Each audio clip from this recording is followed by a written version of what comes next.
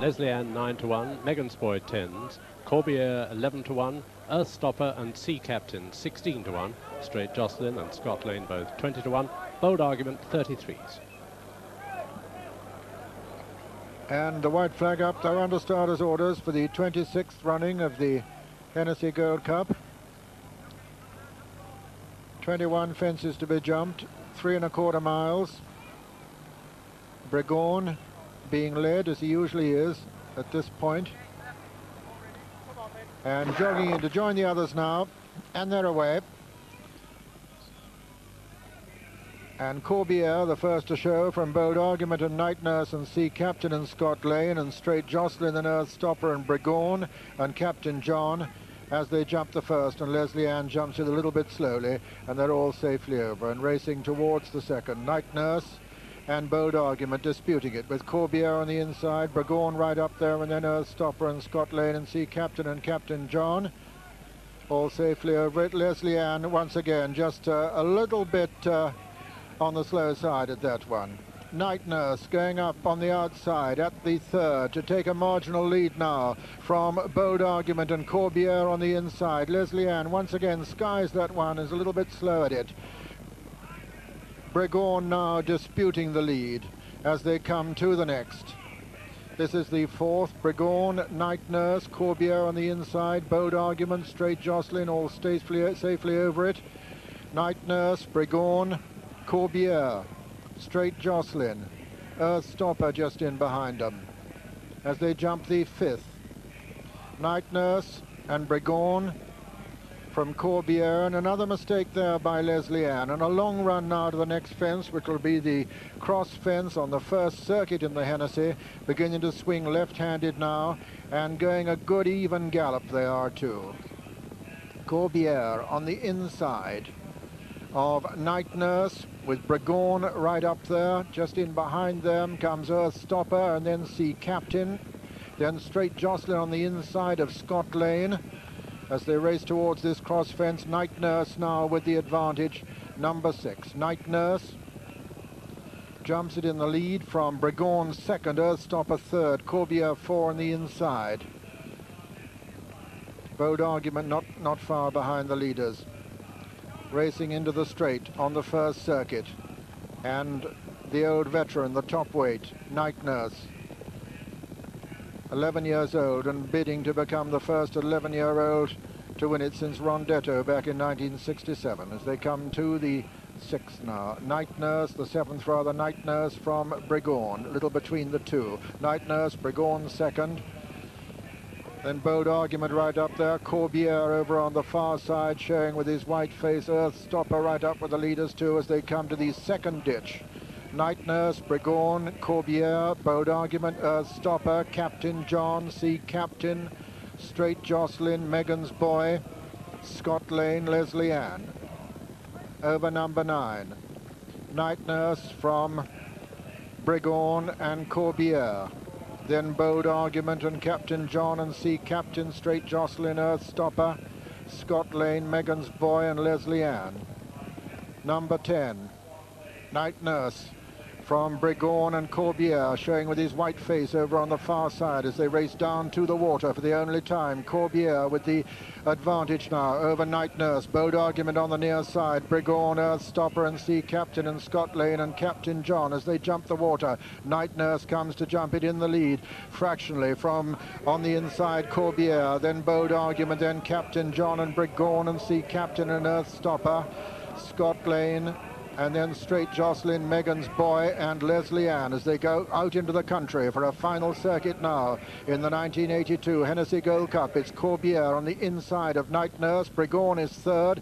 Earth Stopper is 4 and 5 as Sea Captain. 6 and 7 are Scott Lane and Bold Argument. Then comes Captain John and Megan's Boy, Straight Jocelyn and Leslie Ann, and all in with a chance. And there it was Corbiere who jumped it in the lead from Night Nurse in second, Bregon, and then Earth Stopper on the inside, then Scott Lane as they come to the third of the 4 ditches now. Corbiere jumps it in the lead from Night Nurse, Brigorn, Earth Stopper, Captain John going well just in behind him. Then comes Scott Lane. The pace has quickened. Coming to another plain one over on the far side, number 14 of the 21. Night Nurse and Corbière together. Little between the two, a slight mistake by Night Nurse though.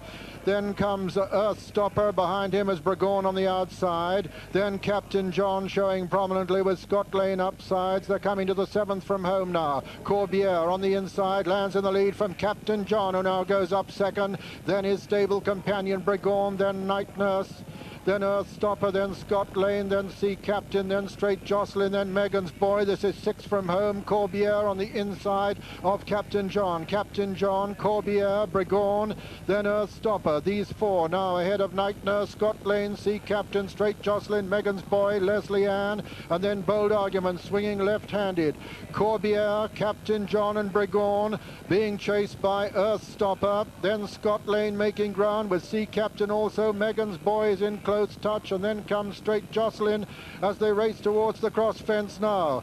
Night Nurse has lost a lot of ground. Coming to the cross fence, Corbière on the inside, 5 out from Captain John on the far side. Between horses, Brigorn, who didn't jump it so well, and it's Captain John in the lead now, and Earth Stopper a faller there. Earth Stopper fell at the cross fence, and it's Captain John in the lead from Corbière and Brigorn. Then comes Megan's Boy improving from 4th position. Then comes Sea Captain, then Scott Lane. Racing down to the 4th last fence now in the Hennessy, and it's Corbière, Captain John, Brigorn and Megan's Boy still making progress. Captain John looks as though he's going to land in the lead, lands in the lead from his stable companion Brigorn. Then comes in 3rd place Corbière, then Megan's Boy still making progress under pressure as they come to the final ditch now.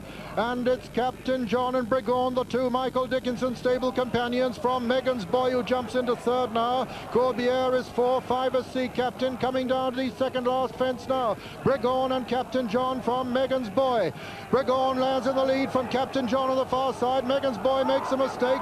Sea Captain improving. Corbière still trying to get back in the picture, but coming to the final fence now. And it's Brigorn, the favourite, from his stable companion Captain John. These 2, the Michael Dickinson duo, Brigorn and Captain John. There's very little between them. A mistake there by Brigorn. Hands the initiative now to Captain John. And racing into the closing stages, it's Captain John with Brigorn renewing his challenge. Racing into the closing stages, Brigorn is beginning to get up. Here's Glass telling as they race to the line. Brigorn is going to win it. And at the line, Brigorn wins the Hennessy. 2nd is Captain John. 3rd, Sea Captain. 4 and 5 are Megan's Boy and Corbière. And then came Straight Jocelyn and Bold Argument and Scott Lane. And so the result of the 1982 Hennessy Cognac Gold Cup. First, number 2, Brigorn, owned by Mr. J. Keneally, trained by Michael Dickinson, ridden by Graham Bradley. Second was number 6, Captain John, owned by Mr. F. Amami, trained by Michael Dickinson, ridden by Robert Earnshaw. And third was number 10, Sea Captain, owned by Mr. Geoffrey Reeve, trained by Richard Head, ridden by Steve Smith-Eccles. And fourth was number 11, Megan's Boy. Let's see them from the 4th last as they race home with Julian Wilson. Well, what a terrific race this was, and it was always from a long way out really going to be a Dickinson 1-2. At the cross fence, the horse who came to grief was Earth Stopper, who had given George Stone a great ride up till then. That's him on the right of the second group there. Jumped the fence perfectly, but came down too steep, and George just couldn't pick him up, and he's unfortunately thrown him under the heels of another of the leading horses. That left 3 horses in contention up front. Brigorn on the left on the outside, Corbière, who'd cut out a lot of the running, and Captain John, who'd been rushed up by his rider at the 7th last to join the leading group and led from the 7th last until into the straight. Graham Bradley on his heels here, just about a length behind his stable companion, and creeping up on the inside there, Peter Scudamore and Megan's Boy to get him into contention. And also starting to make ground from the back is Sea Captain. At the first in the straight, and Captain John's over there, and Graham Bradley just gives his mount a little slap down the neck, and this is where the 2 of them draw clear of Corbière and Megan's Boy. From now on, it's going to be a Michael Dickinson 1-2 bar a fall. This is the last ditch, and they both jump it brilliantly, with Captain John just about half a length in the lead. And from now on, it looked as though it was going to be a test of speed and a test of class. So often Captain John's jumpings let him down from now on. It certainly didn't today. At the second last, they're in the air together again, absolutely together, and they both jumped it well. And now it's down to the last fence, but clearly here Brigorn is going the better. He's going the stronger. He's the class horse of the race, the Gold Cup runner-up.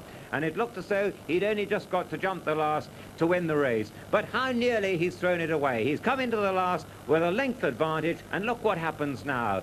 He just seemed to falter going into it. He staggers on landing. His rider almost goes out of the side door, and from being a length up, he is suddenly 3 lengths down, and it looked as though he'd thrown away the Hennessy Gold Cup. But this is where his class comes into play, because Captain John, for all his ability, can't quicken at the end of the race, but Bregon can, and he does. And driven by Graham Bradley, he quickens in such style that he makes up that 3-length deficit into a 3-length advantage to win a famous race. Bregon the winner, Captain John second, Sea Captain third.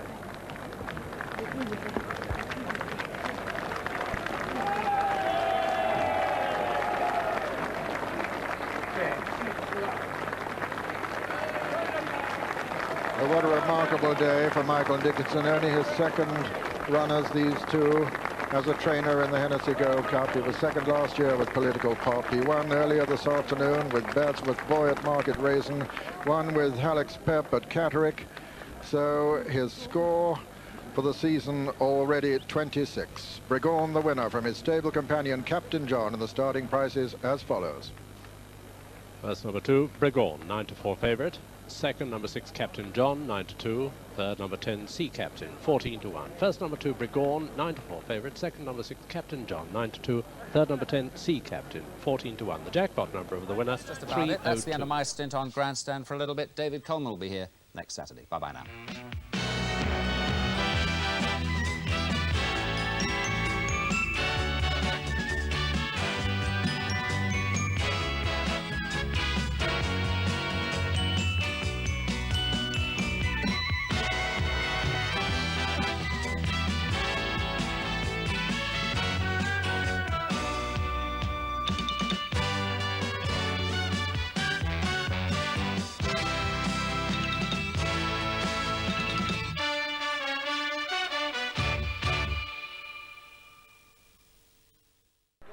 And Bregon being led round by his lad as the starter calls them in.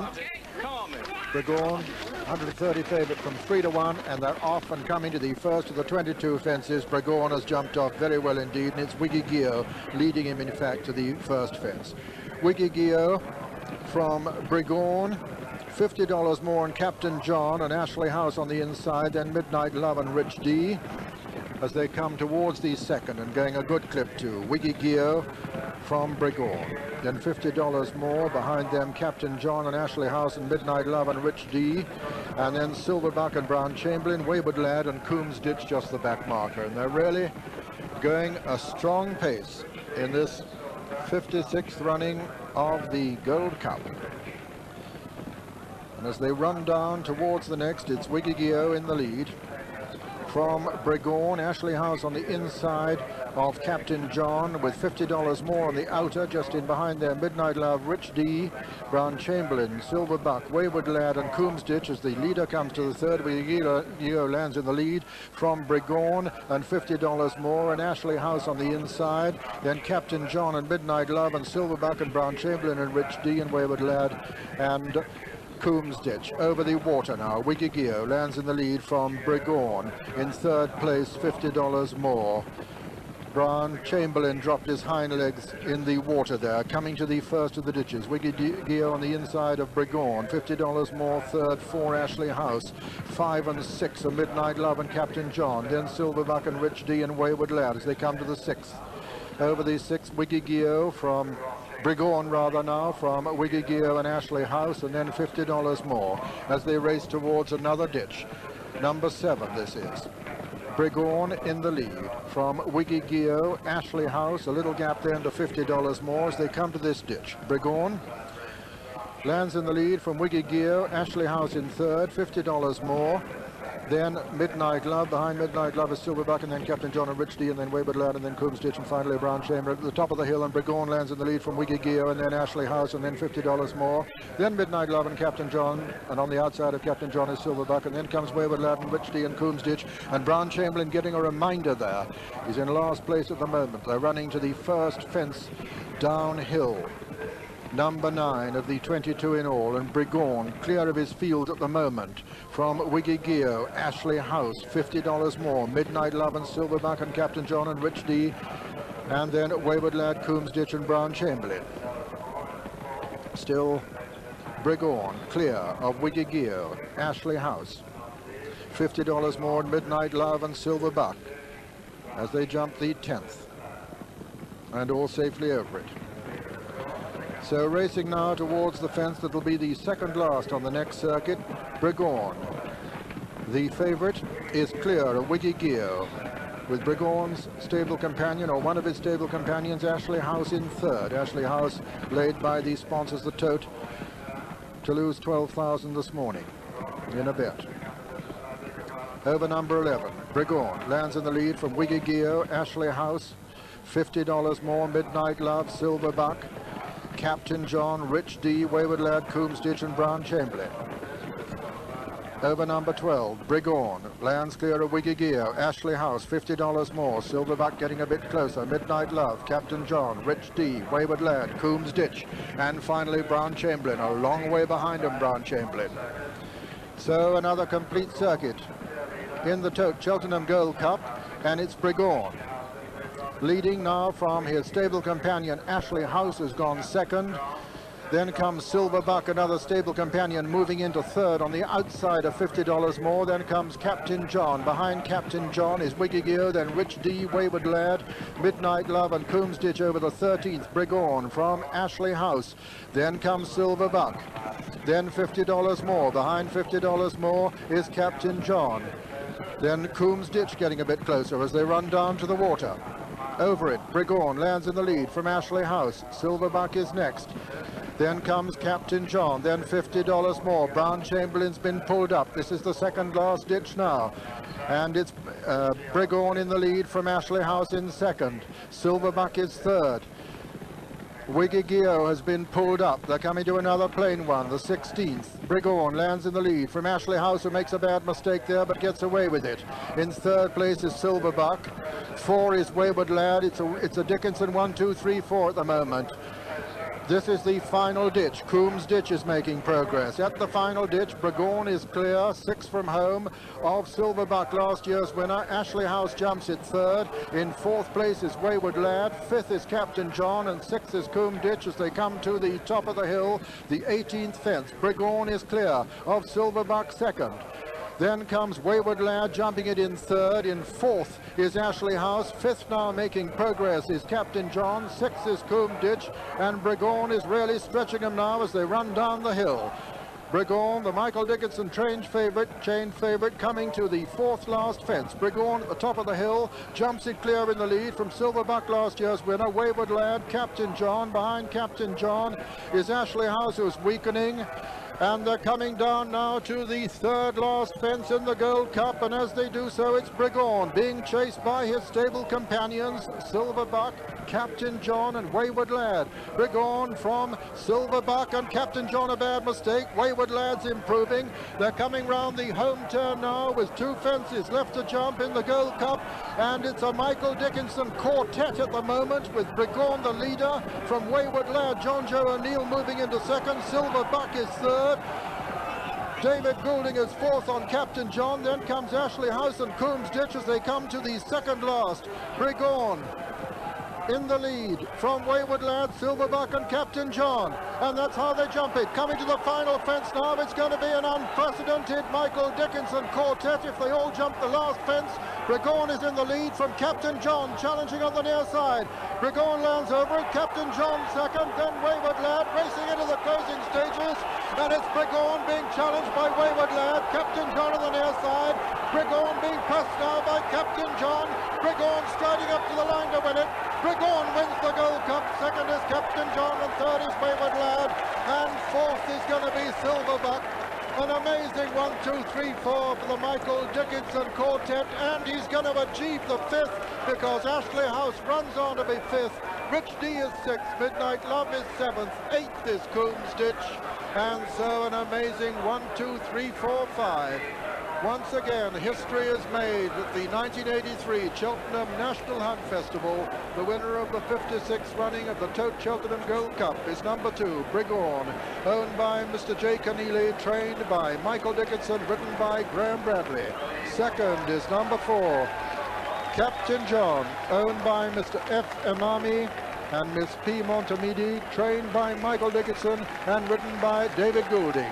Third was number 11, Wayward Lad, owned by Mrs. S.N. Thulis, trained by Michael Dickinson and ridden by John Joe O'Neill. And fourth is number 10, Silver Buck, owned by Mrs. Christine Feather, trained by Michael Dickinson and ridden by Robert Earnshaw. And fifth, let me tell you, number 1, Ashley House, owned by Mr. Joe McLaughlin, trained by Michael Dickinson and ridden by Mr. Dermot Brown.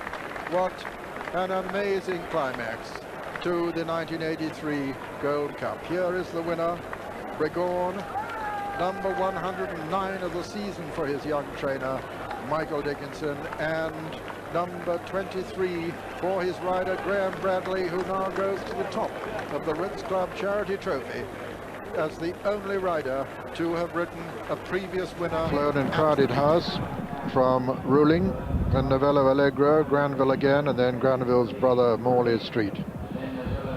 They come to the first of the 12 flights. Flown lands clear of Ruling. Then Crowded House, Granville again over on the far side. And the rain really driving across the course now as they jump the second in this Martel hurdle, with Flown taking him along at a very good pace from the current champion, Granville again. Swing out of the backstretch now for the first time, and they really are motoring too. Flown from Granville again and Ruling. Novello Allegro over on the far side, Crowded House and Morley Street the back marker. Flown, Granville again, Novello Allegro and Ruling.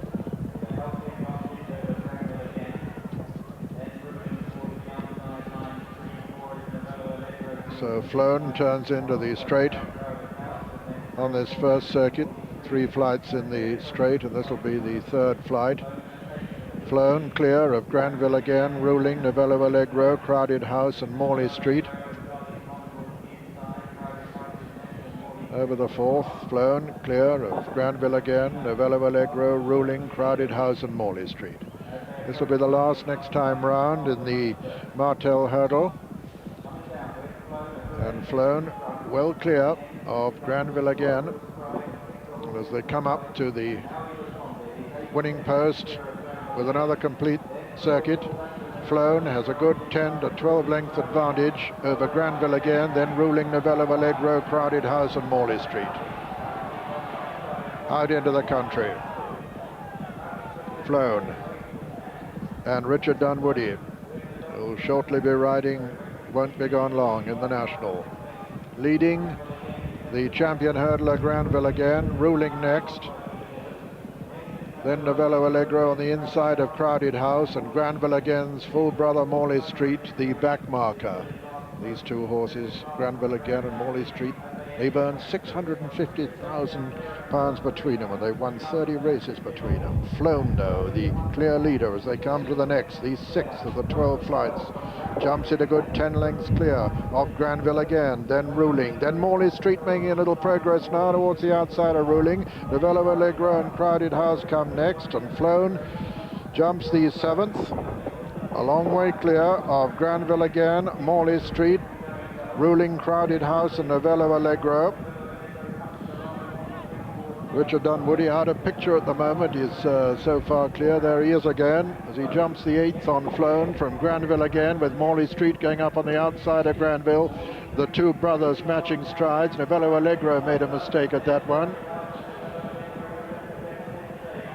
Racing round the home turn, Ruling beginning to get right into the picture now. Flown the leader from Ruling and Granville again, then Morley Street, then Crowded House as they race to the next. And quite a long run to it. Flown the leader from Ruling. They're racing into the home turn now. Flown the leader from Ruling, then Granville again and Morley Street, and Flown has really got him stretched as they come down towards the third last. Flown from Ruling, Morley Street coming there on the near side, Granville again on the far side. Flown now being tackled by Morley Street, who's been ridden very patiently by Graham Bradley. Flown lands from Morley Street second. Morley Street has won here at Liverpool for the last 4 years. Is he going to make it 5 on National Day? Flown from Morley Street, travelling well on his outside. Then his brother Granville again in third over the final flight. Flown a magnificent jump, but Morley Street has come to tackle him. Granville again comes next, and then Ruling. They're racing into the closing stages. Flown under pressure. Morley Street on the near side. Granville again coming to tackle them. It's the two brothers now. Morley Street sprints clear from Granville again. Morley Street has won it. Granville again is second. Flown third and 4 Ruling. And so the two brothers, the two famous brothers, finished 1-2. A magnificently ridden race by Graham Bradley. And Morley Street has now won for the 5th time in succession on Grand National Day, and he's won this Martel Aintree hurdle for the 4th successive time.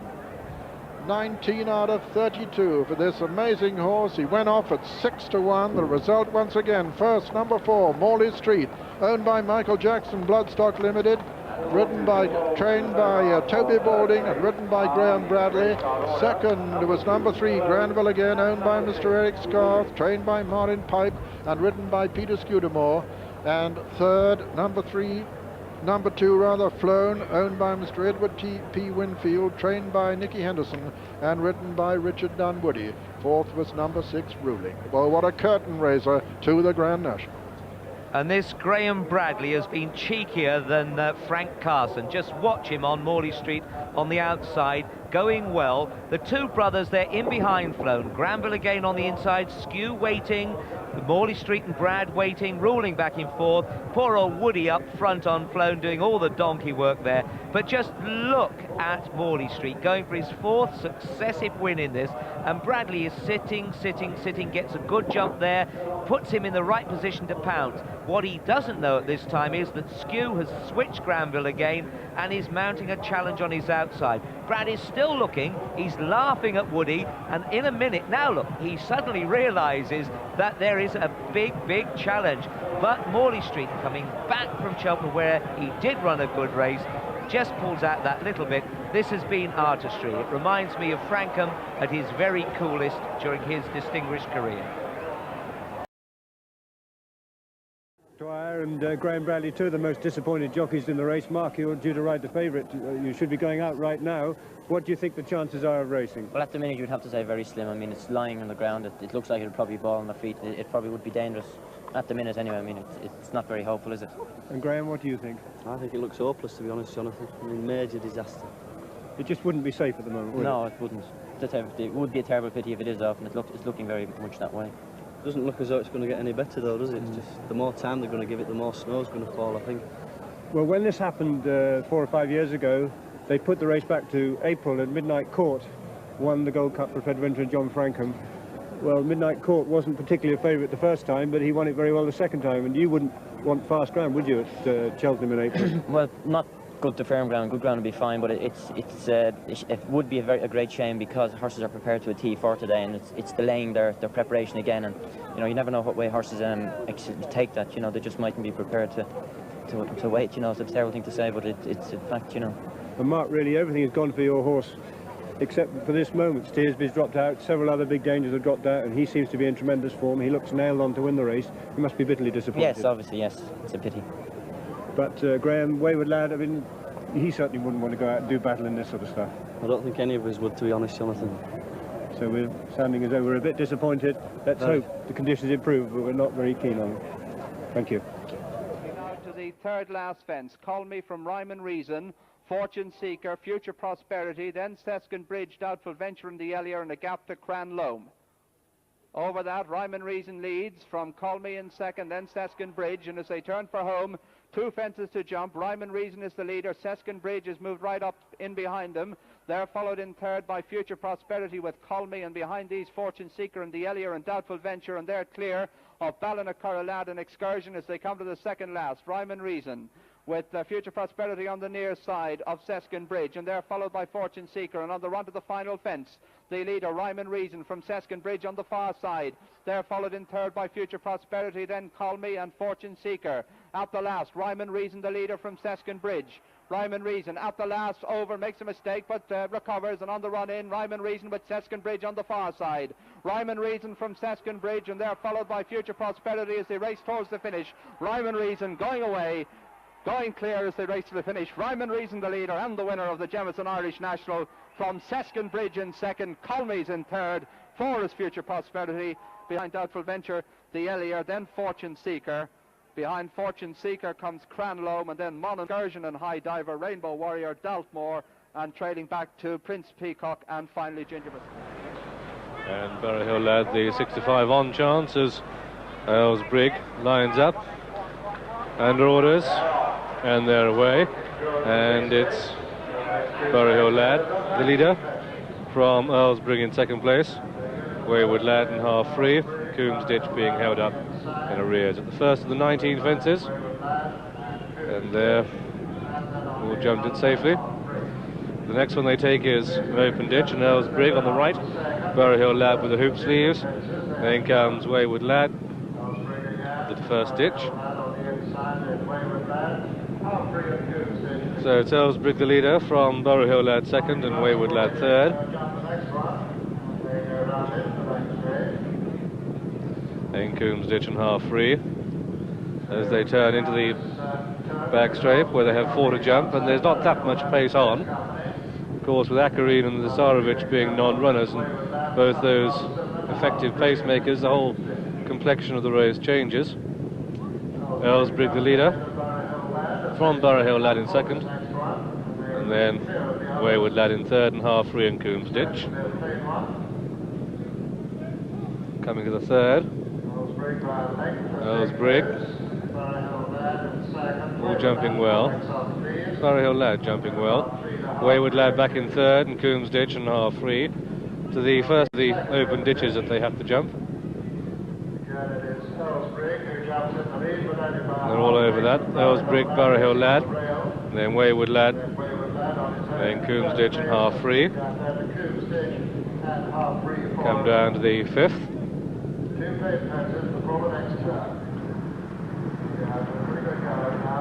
And it's Earlsbrigg on the outside of Berryhill Lad to the sixth. Earlsbrigg, Berryhill Lad, Wayward Lad, Coombs Ditch, half free, just the back marker, turning into the home straight and towards the seventh. Earlsbrigg on the outside of Berryhill Lad, to Wayward Lad in third, and then Coombs Ditch in the blinkers. Half free, just not in the picture at the moment, but close up. Berryhill Lad really running away with Phil Tuck at this stage. 2 miles left to race. Earlsbrigg on the outside, Wayward Lad back in third. Then comes Coombs Ditch.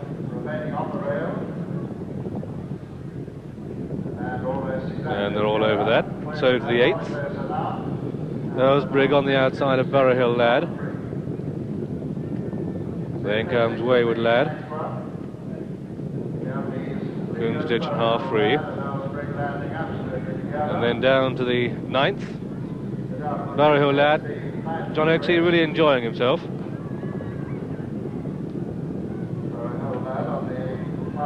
Jumping red. Oh, well, just as I said that, of course, Berryhill Lad hit the first fence he's hit so far, but as John has said, he's so strong that he can get away with things that other horses wouldn't. John, how do you think it's going? Yeah, I mean, I haven't seen the old horse look so happy in a race for a long time until he just made that mistake. He was been going along with his ears, loving it. I mean, he loves his soft ground. They're all going well at the moment. Coombs Ditch hasn't settled a bit so far.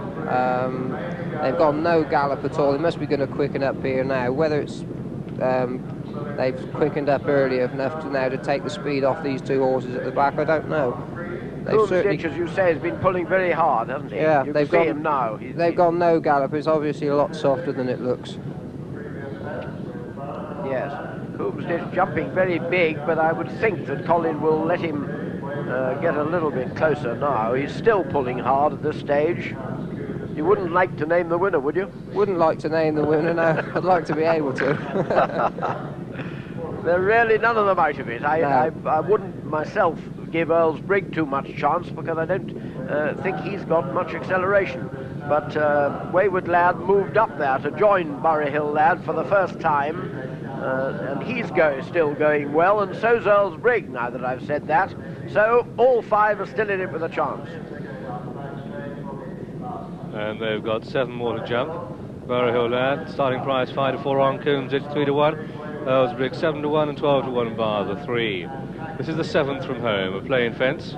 Earl's Brig on the right, just a length or so off Bury Hill Lad, who's just beginning to quicken the pace a bit. Phil Tuck comes down towards the 14th. 6 from home, this is the last ditch they have to jump.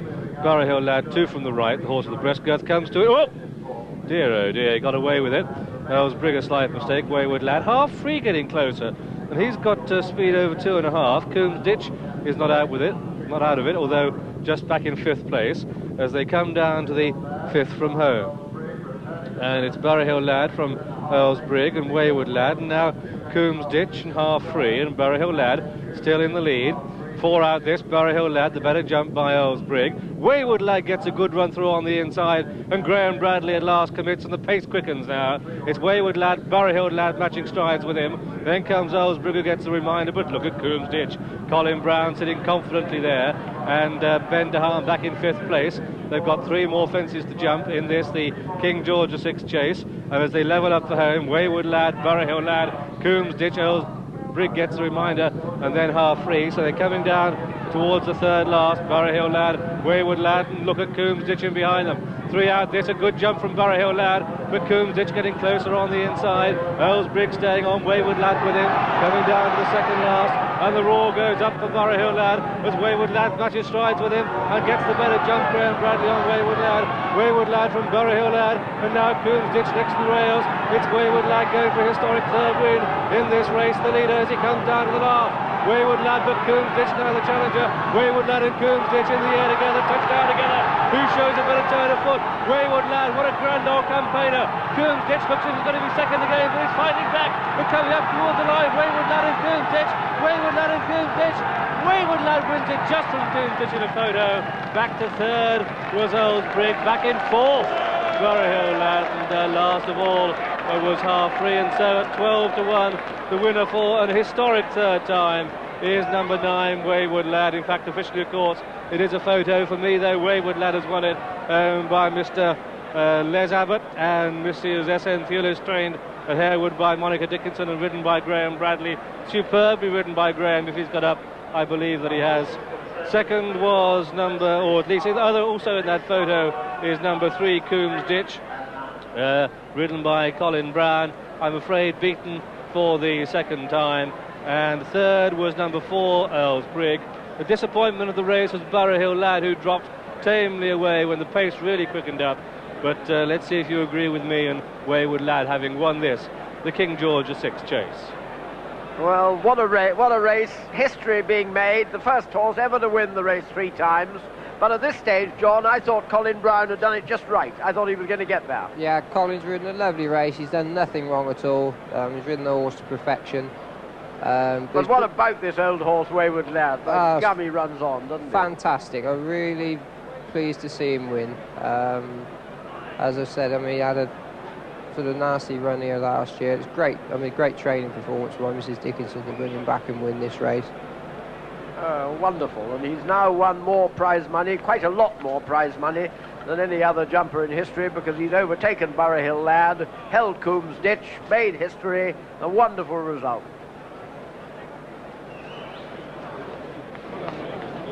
Wayward Lad won this back in 1982, of course won it in 1983, and continues the Dickinson domination in this race. But now Dickinson family have won it in 6 out of the last 7 runnings.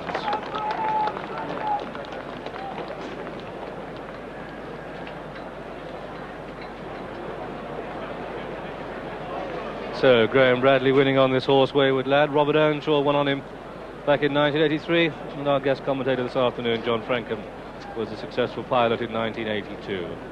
didn't seem to be that much pace on early, and Graham Bradley quickened up on the inside of this fellow here, Borough Hill lad. There he is with Jenny Pitman, and on the far side, a little bit disappointed Stan Riley, but one or two of Jenny's horses running a little bit below par of late, although she has had a winner earlier on this afternoon elsewhere, and well, you don't know. Borough Hill lad, just a little bit of a disappointment here. The ground should have suited him, but there's our winner, Wayward Lad.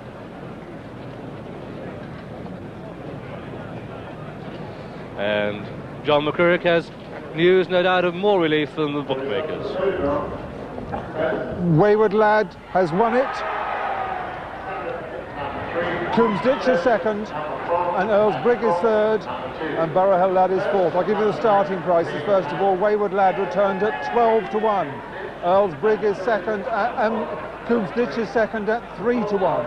Earl's Brig is third at 7 to 1. Borough Hill Lad, the fourth horse, went off the 5 to 4 on favourite. And there, Wayward Lad, not only the first horse ever to win the King George 3 times, six horses have won it twice, of course, and he was one of them. He's the fourth longest price winner there's ever been in 35 runnings of the race.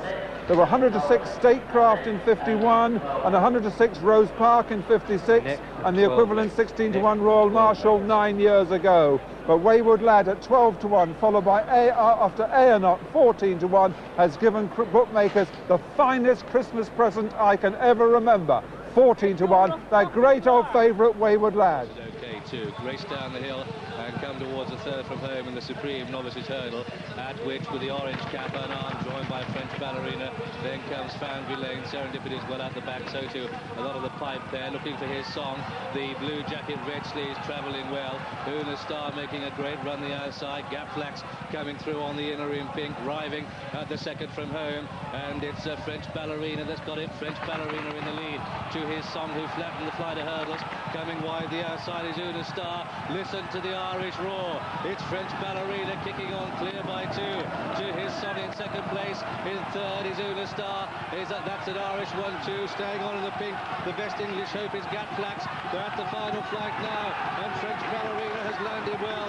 Strains of Montelado here as he come up towards the line in the Citroën Supreme Novices Hurdle, because this goes to French Ballerina. Graham Bradley booting her home clear by 6 to 8 lengths. His song, a banker, in second place. Back in third is Gatflax, but it's French Ballerina to his song, Gatflax. Then Una Star, Amberley House, Benetton, followed by Native Estates, and then after this one came Polar Prospect, and behind Polar Prospect was Ginger Fox, and the winner therefore is a great front-running role here by French Ballerina, who was keen from the top of the hill, came home in extremely good style in the colours of Mr. John Magnier, this number 26 on the card, trained by Pat Flynn. Of course, Montelado landed so many huge coups for that team in the past, but French Ballerina, this Sadler's World mare, has done the job well. Second horse home is number 12 on the card. This is his song, made so many a banker, but sunk by French Ballerina, who really danced home here.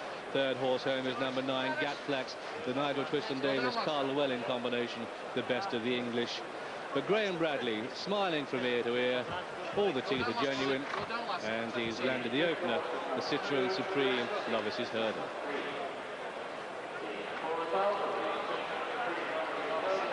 Well done to Graham Bradley, and there was me thinking this filly might not get the trip. She hit the front 2 out and absolutely scooted up there. It looked a tight competition beforehand, but as they turn around that bend, turning as heading for home, there was never going to be anything in it.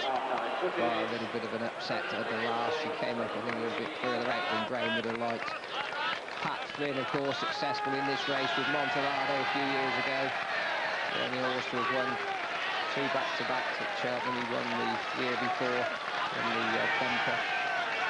And Brad, who's as Yorkshire as they come, but actually Lambourne-based now, spent a lot of time riding in Ireland over the last 5 or 6 seasons. Very popular over there. This is his 9th Cheltenham success, festival success. The first of those was back in 1983, some 16 years ago, and you could tell from the pulling up shots then, every one of his colleagues that passed him shook his hand, the esteem which his fellow riders held him. They work so hard, these lads. Most of the time they're riding for peanuts. Today they earn a few quid and take the limelight, and who can blame them? Full credit to Pat Flynn and a splendid mare. She was a good flat race performer too.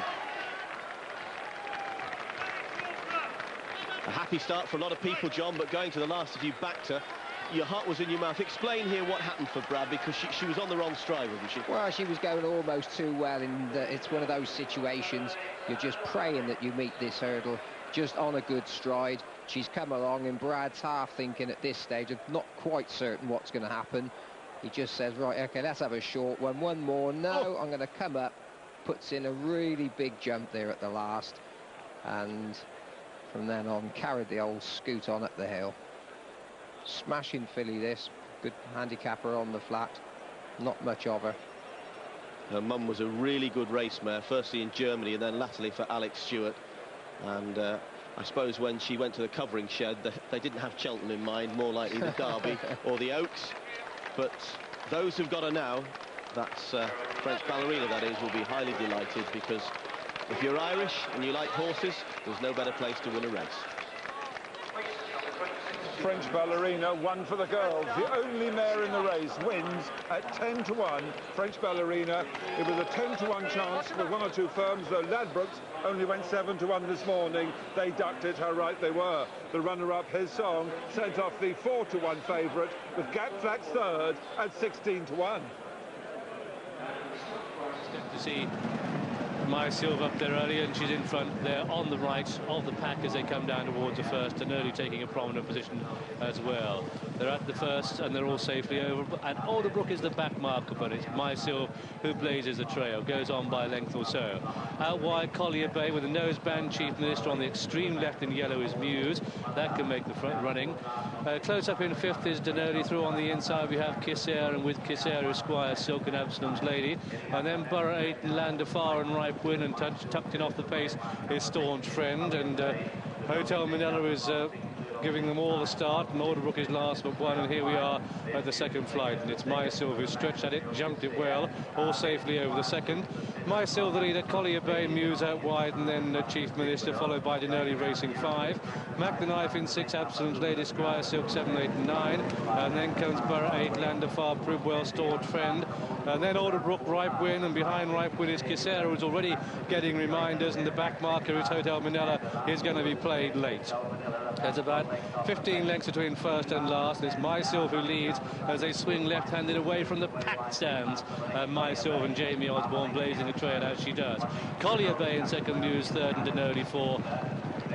And now they're making their way down the hill then towards flight number 3, and it's My Silva that's doing the donkey work in this Smurfit Champion hurdle from Collier Bay.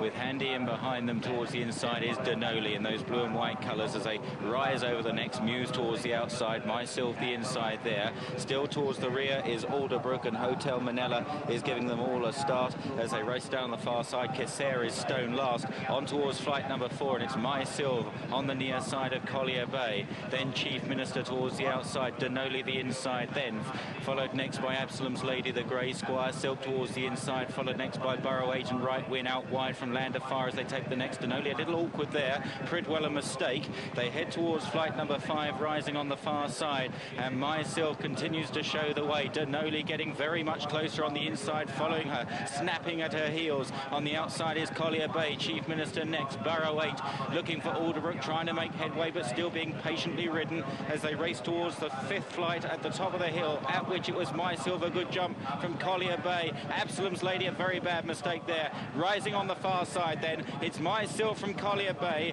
then Denoli in 3rd place, Alderbrook in about 8th or 9th at this stage, but only about 5 or 6 off the pace. Just being preceded by Ripe Win, and Richard Dunwood is going to pull the champion wide as they begin the descent for home in the Smurfit Champion hurdle.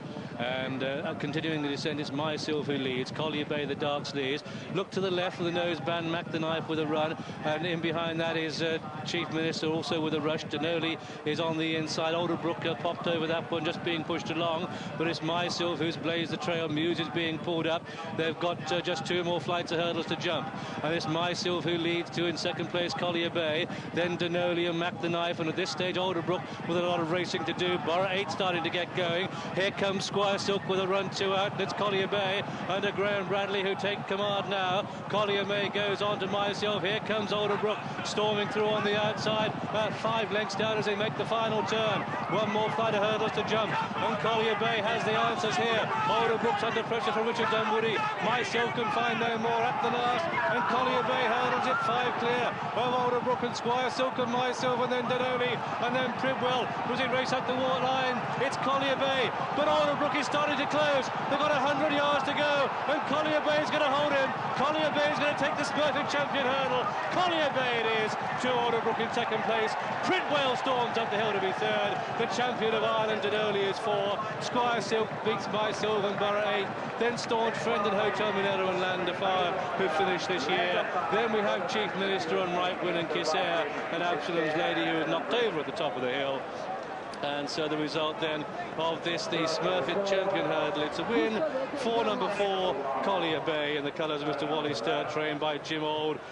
Great triumph for him and ridden by Graham Bradley. Second horse is number 1, Alderbrook, the champion hurdler, no longer in the colours of Ernie Pick, Kim Bailey Trains and Richard Dunwoody Road, and the third horse home is Pridwell in the colours of Jones, Burstock and Fleet Partnership, ridden by Chris Morton, trained by Martin Pipe. That's the 1, 2, 3. Fourth horse home is number 5 on the card, that's Denoli.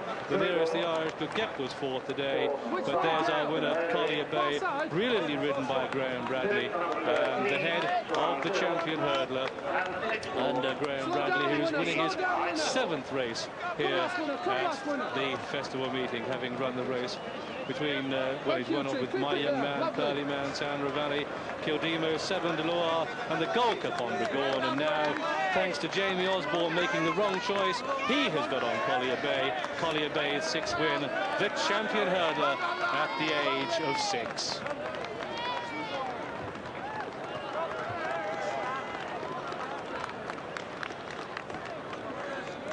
What a triumph for Graham Bradley, but even more for his many friends. This will be regarded as a triumph for trainer Jim Auld, a supremely popular trainer who hasn't had the best luck over the years, what with viruses and various other strokes of ill fortune. He's always had faith in Collier Bay. He was waiting for the ground, waiting for the rain to come. Wouldn't have run him if it had been fast or firm ground. But enough rain came, and Jim has been proved right.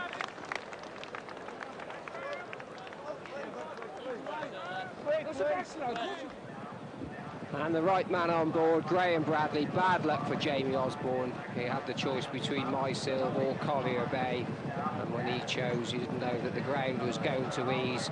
But there's nobody better than Graham Bradley, 35 years of age, still hasn't got that many miles on the clock, always in the right place. Mysil led them along a good clip right from the outset. Brad was never further than 2 lengths away from her, and as they came down the hill, just have a look, Alderbrook, he'd been swinging off of him at the top of the hill. Richard Dunwoody just beginning to have to niggle at this point, and you thought then, well, he's going to be lucky to finish in the first 3 or 4, but the further he'd gone, the better he was. Denoli, it's got to be said, didn't jump as well as he should do.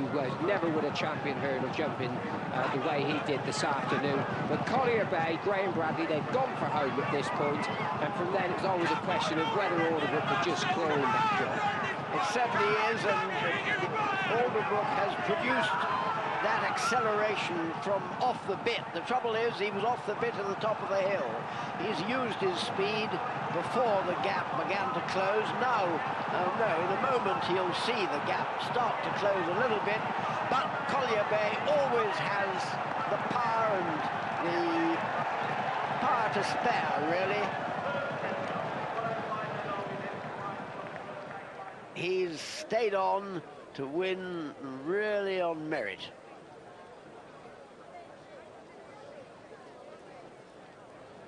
Collier Bay, the horse we told you on the morning line was being backed in the offices with the rain coming down and the snow. 16 and 14 to 1 this morning, touched 10 to 1 on the course, returned 9 to 1 against Collier Bay. The runner-up, Alderbrook, sent off the 11 to 10 on favourite, and he's the 6th odds-on chance to be beaten in 67 runnings of the Champion Hurdle. Pridwell, a fair result each way for most bookmakers. Double Carpet, 33 to 1 was third, and Denoli, quite simply not good enough, but brave to the end, finished 4th, struggled on, the 5 to 1 second favourite. And what sweet revenge and sweetness that is for Graham Bradley. He overslept, missed workout, so he could not ride Alderbrook. He was jocked off it, and here he comes and takes his revenge by beating Alderbrook on Collier Bay, his 7th festival winner. That for Graham Bradley, but it is absolutely marvellous. Imagine how he's feeling. He could have been on the favourite. He wasn't. He lost the ride because he overslept. How glad he is. He's got on the Champion Hurdler winner, Collier Bay. And of course for Jim Old, he had Seamer, runner-up to Dawn Run in that epic Champion Hurdle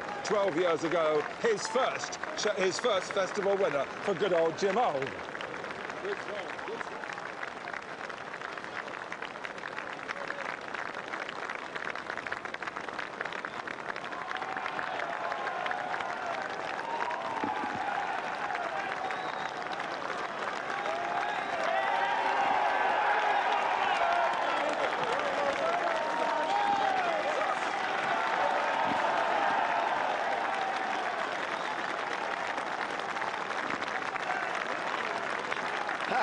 I think perhaps he was. No, he wasn't. Well, we thought that maybe he was having a mock look at his watch, but whatever. Certainly, I think he'll have a few words to say to Ernie Pick, the owner of Alderbrook, because it's just the way things go. If he'd woken up on time, he'd have been on Alderbrook. As it is, he got the leg up on Collier Bay, and I can't speak highly enough of Jim Old, who's there just giving Graham a hug. He has always had the utmost confidence in himself, and he's had enough things go wrong in the last 10 years. Most people would have shot themselves. A really incredibly nice person, a very, very good trainer. Knows his horses inside out, never ever runs them when he doesn't think they're right. And like you, John, he could have made a living as a comic. Well, he's just one of the game's great people, Jim Old, and actually had a part acting when they did the Gay Future affair many, many years ago. And since then, he's like you said, he's had virus year after year. He's moved yards. You'd have thought he'd have changed his job long ago, but that wasn't the case. And Graham Bradley, very happy, and rightly so. Brad's Cheltenham winners, he's had six winners at the festival before, and of course the greatest of those was Bregorn's Gold Cup in the great Dickinson year 1983, when Graham led home the Dickinson quintet, first 5 home in the Gold Cup. Mr. Frisk with the advantage from Cabby's Clown second. Play School going very well in third. Then comes Brittany Boy. Kildimo still making ground. Then Midnight Madness behind them. The Hacienderas against the Graynell Keeper. And then last of the Brownies. It's Cabby's Clown now. 3 out from Al Keeper from Mr. Frisk and Play School. Cabby's Clown, there's a faller there. Cabby's Clown has gone. Al Keeper's gone as well. And now it's Play School who's taken it up from Kildimo, travelling fast on the outside. Mr. Frisk back in third. In fourth place is Brittany Boy. Kildimo and Play School together. It's Play School on the inside of Kildimo. These two old adversaries, they finished 1-2 at Cheltenham before. It's Kildimo and Play School as they race towards the last in the Sun Alliance chase. And as they come to it, Kildimo has taken it up from Play School. Brittany Boy is finishing fast, but Kildimo has the advantage by a length and a half. Kildimo lands in the lead, Play School second. Mr. Frisk third, Brittany Boy 4 against the grain 5, racing into the closing stages. It's Kildimo from Play School, and as they race to the line, Kildimo is going to win the Sun Alliance chase. It's Kildimo the winner as they come to the line. Second second is Play School, and third is Brittany Boy. Graham, you made a big gesture as you came in, looking at your watch. Remind us what happened about... You should have been riding Alderbrook, but something went wrong with the late night lie-ins. It's very, very embarrassing, bro. But I made Southern Electric send me a telegram saying when the power cut was, and it was from 9 o'clock till 2:30 the next day. I was very unlucky. But I must thank Southern Electric now, mustn't I? Because I did lose the ride on Alderbrook, and I was... You should have been... You were told to go and school Alderbrook. You planned to do it, but you'd been at a dance the night before or something, is that right? I should have been there at 10 o'clock in the morning. I went to Dean Gallagher's birthday party. Left about 1:30. Was pretty drunk, to be honest. But I mean, I thought I'd be there for 10 o'clock in the morning. It's no problem. If it had been 7:30 at the school horse, I probably wouldn't have gone to the party. But my girlfriend Amanda Wilson left to go to work at 7:30, set the alarm. Power cut went. It was an electric alarm, so there was no noise, just flashing lights. Didn't wake up till 20 past 10. Not till 20 past 10? Oh, I can sleep a bit, me, you know, bro. And I rang Mr. Bailey 20 past 10. I said, Governor, I'll be there in 10 minutes. He said, don't worry about it, I've already done it now. He says, go back to bed. So I did. And you'd lost around Alderbrook and you thought, I'll never win a champion hurdle. Exactly. I mean, it was a nightmare. I thought Alderbrook was a good thing, actually, the way he won at Kempton the other day. And I just put it down to experience. It was one of those things, everybody makes mistakes, don't they? And I thought I'd missed a champion hurdle winner, but I haven't. Come by from Steersby now. Corbiere back in third. Jim Brooks still making progress. Catchphrase still well in the picture as they swing left-handed. Steersby on the inside. Come by on the outer. Corbiere in third and Catchphrase four. And these four clear of Jim Brook. Behind Jim Brook is Knockhill. Behind Knockhill is Mac Oliver. And then Lucky Vane making steady progress from the rear, but got too much to do. Racing towards the home turn now with 5 fences left to jump. And it Steersby towards the right. Come by with the sheepskin noseband in the centre. Corbiere on the near side. As they come down to this next fence, 5th from home. Steersby, the younger horse, lands in the lead from Come By second, Corbiere third, and Catchphrase 4.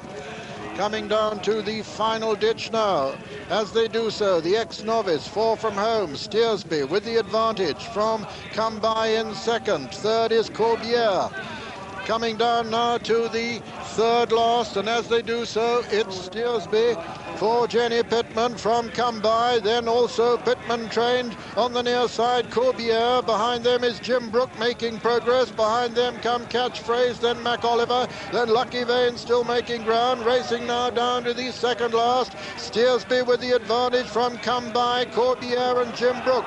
Steersby landed clear then as they come down now to the final fence. It's Steersby, a 7-year-old in the lead now from in second place.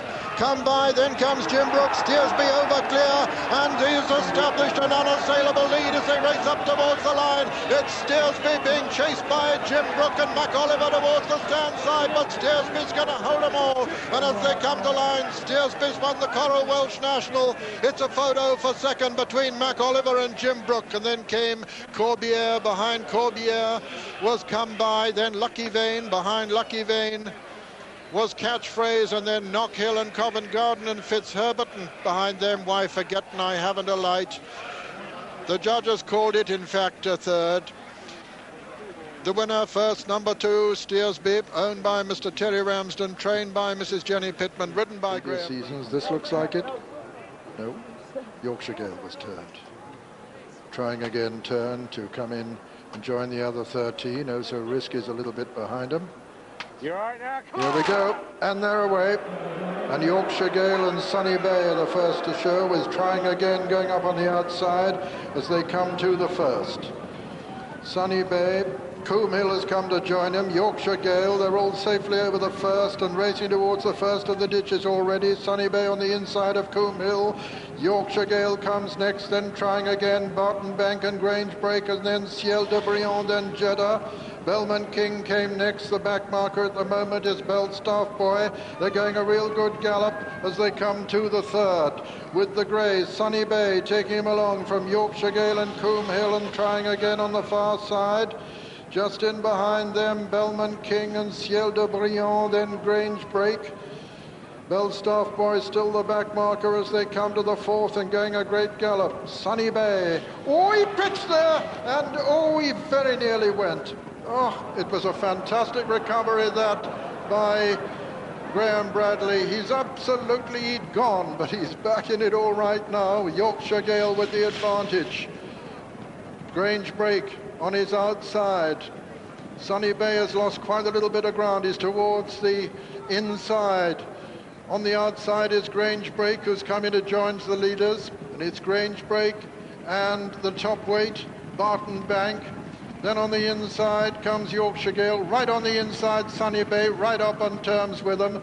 Then comes Trying Again just in behind them, and then Coombe Hill and Bellman King as they race towards the 6th. Barton Bank and Grange Break from Sunny Bay, then Yorkshire Gale. Behind them, Trying Again, and then Coombe Hill. Belstaff Boys getting tailed off. They're turning now to enter the home straight on the first circuit with Barton Bank, the top weight, disputing it with Sunny Bay and Grange Break just in behind them towards the outside. Coming towards the next obstacle, the first in the straight, number 7 of the 21 fences in all. And as they come to it, Sunny Bay right up on terms on the far side, lands just in the lead from the top weight Barton Bank, then Yorkshire Gale and Coombe Hill behind them, and then Ciel de Briand going the shortest way on the inside. Here comes the next ditch, the second of them, Sunny Bay. Jumps that immaculately with Barton Bank almost upsides him. Coombe Hill comes next, then Trying Again and Yorkshire Gale, and General Wolf right up there with them as they jump the 9th. Sunny Bay and Barton Bank, these two. Mistake there by Jeddah, who's only got one behind him. Belstaff Boy just climbed over that one. But the other 13 going strong ahead of him, and it's Sunny Bay the leader from Barton Bank on the near side. Over the 9th, then Yorkshire Gale, over the 10th rather. Then came Bellman King behind. Bellman King is Coombe Hill, and then Ciel de Briand over on the far side. Trying Again's right up there on the near side. So's General Wolf and UDP as they come down to the water. It's Sunny Bay, just the leader from Barton Bank. Trying Again on the near side. Ciel de Briand on the far side. And then Yorkshire Gale, then Bellman King. Behind Bellman King is General Wolf, and then Coombe Hill, UDP, then Jeddah, and on the outside, Oh So Risky, then Time for a Run, and Grange Break, and still tailed off is Belstaff Boy. So, over on the far side now, Sunny Bay on the inside. Bellman King right up with him, and so is Barton Bank. Just in behind them, Trying Again as they come to the 12th with Yorkshire Gale, and then Ciel de Briand on the inside. And over that one, it was Barton Bank, the top weight, Bellman King and Sunny Bay, a little between those three. Behind them come Trying Again and Yorkshire Gale and Coombe Hill and Ciel de Briand. Here's the third of the ditches. Barton Bank, just the leader from Bellman King. On the inside, Sunny Bay. Little gap then to Trying Again and Yorkshire Gale and Coombe Hill and Ciel de Briand. Over the 14th, Barton Bank it was. Barton Bank, just the leader at that one, from Bellman King. Sunny Bay on the inside, Ciel de Briand on the inside, tracking the grey Sunny Bay over the 15th, Trying Again on the outside. Coombe Hill, last year's winner, comes next. Behind Coombe Hill, Yorkshire Gale. UDP is beginning to get into it too. They're coming to the 6th from home now. Barton Bank on the near side, Sunny Bay on the far side, Bellman King right up with them, then a little gap to Trying Again. General Wolf is getting in arrears now as they begin this long turn towards the cross fence. And as they do so, they've got 5 left to jump. Barton Bank, the top weight, Sunny Bay on his inside. Bellman King comes next, then Trying Again, travelling well. Time for a Run is making significant progress on the outside. He's got UDP on his inner, and then comes Ciel de Briand as they come down to the cross fence now. And they've got 5 to jump, and it's Sunny Bay on the inside of Barton Bank, then Trying Again, then Bellman King, and then Time for a Run, then UDP, then comes Yorkshire Gale, then Ciel de Briand.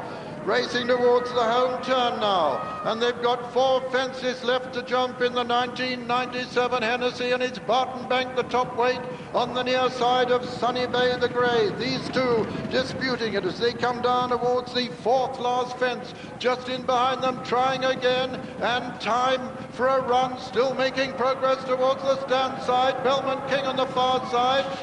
Sunny Bay and Barton Bank there from trying again in 3rd. Belmont King 4.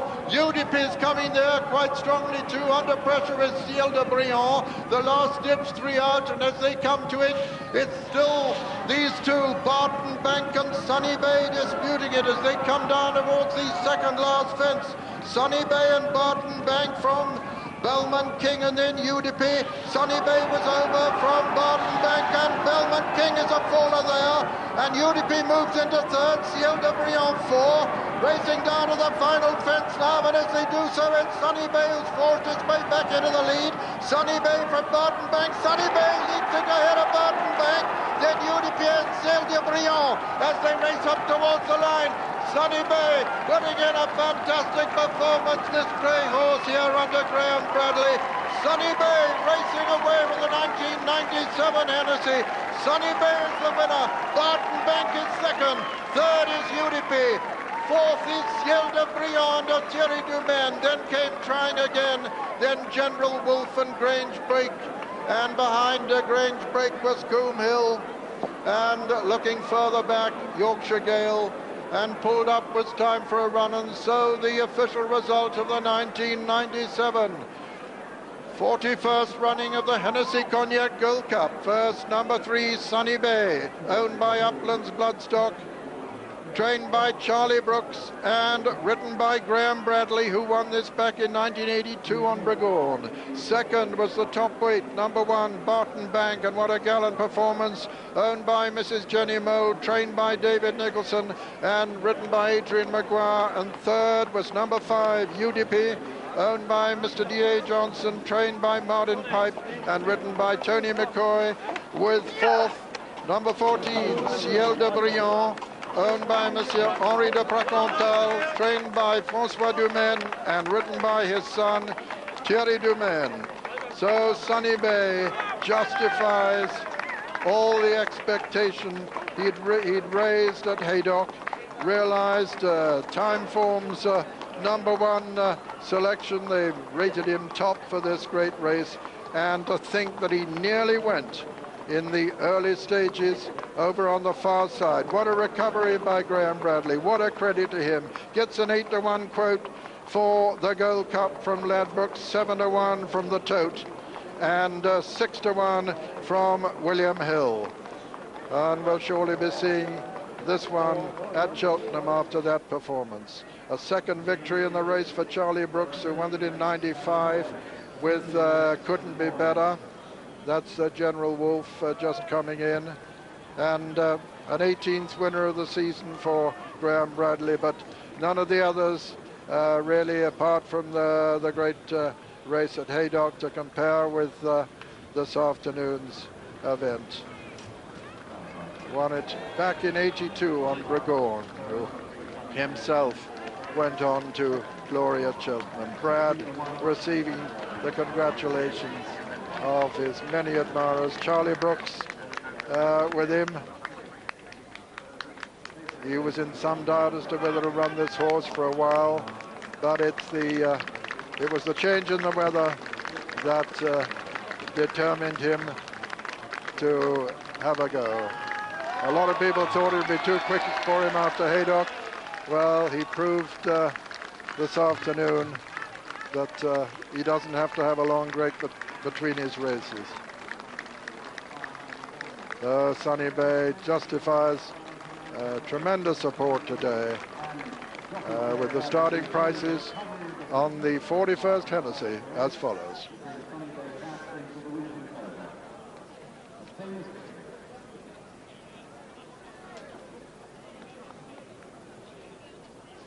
Sunny Bay, the winner, number 3, 9-4 favourite. Second, number 1, Barton Bank at 16-1. And third, number 5, Udip at 11-1. What's your funniest story? You've had quite a few, haven't you? I rode a horse at Wetherby one day called Gospel Rock for Peter Calver, Lord Hartington owned it. Yeah. 2.5 mile novice hurdle, and I dropped it in last to start with, but it was in front back in the stands. Yeah. Ran away down the hill, and when we went to turn left down the back, Gospel Rock went straight on. What, towards the AY? Towards the Wetherby to York Road, big main road, actually. Yeah. And I was thinking about jumping off, but in the end I decided to sit with it, and it demolished a concrete post, a chain link fence, 3 strands of barbed wire at the top, and a hedge behind it.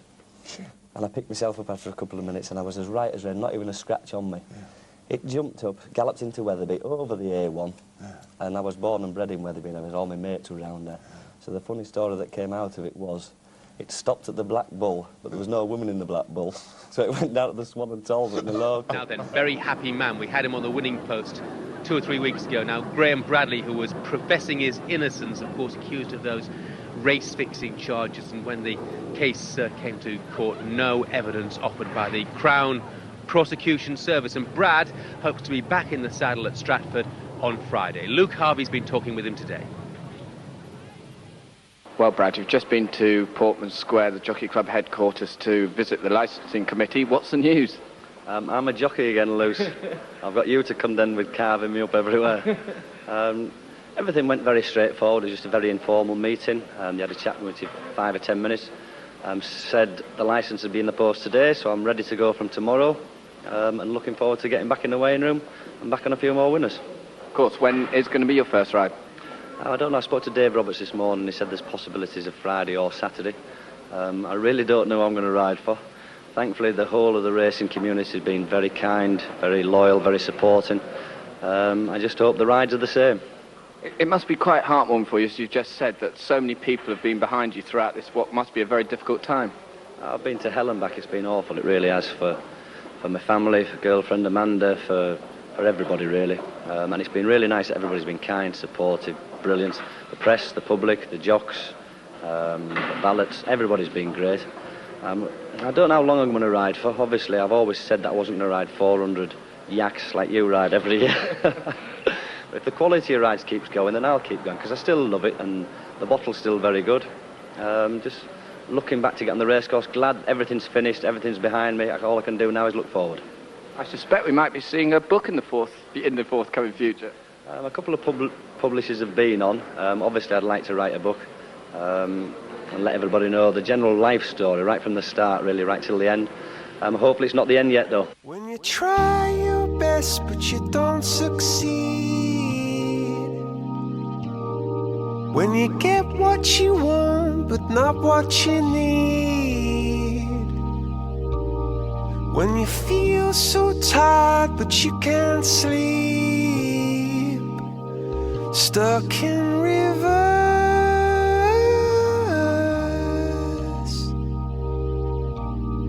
and the tears come streaming down your face.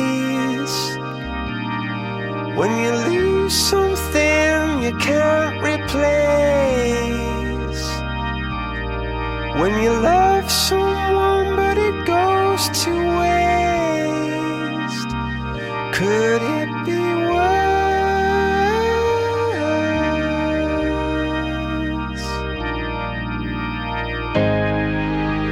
Lights will guide you home and ignite your bones, and I will try to fix you.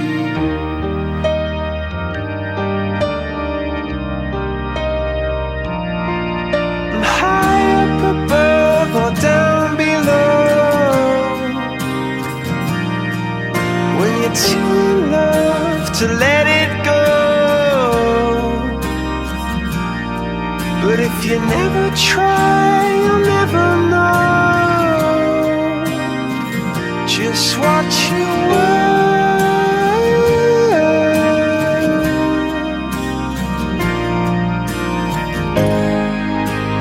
Lights will guide you home and ignite your bones.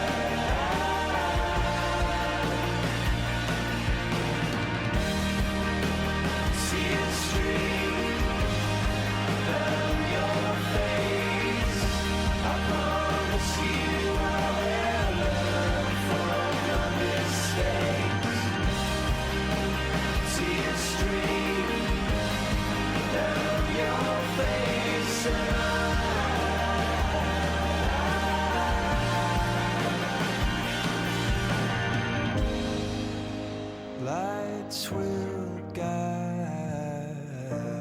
you home and ignite